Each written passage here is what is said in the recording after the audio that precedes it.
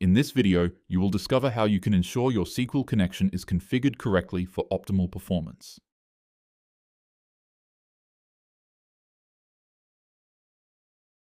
If the data source is missing, then the ODBC link has not been configured on your computer.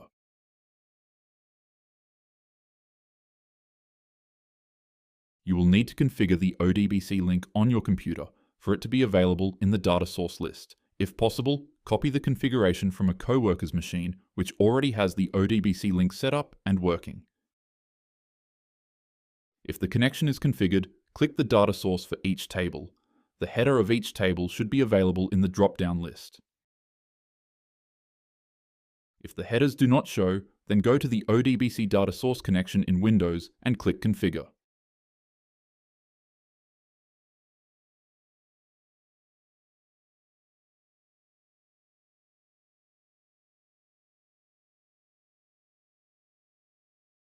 Work through the configuration panel, checking the selections in the panel carefully.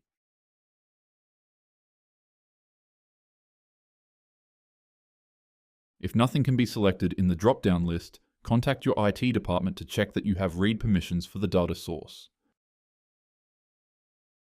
If your ODBC connection fails, first check the database server is running, then verify your ODBC settings.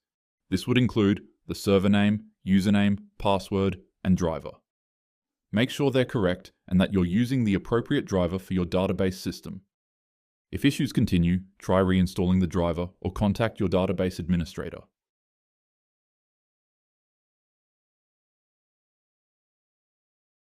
Make sure that the data types in the ISIS design file, or DSF, match the data types in the source. Thank you for watching. For more information about Vulcan, please visit maptek.com.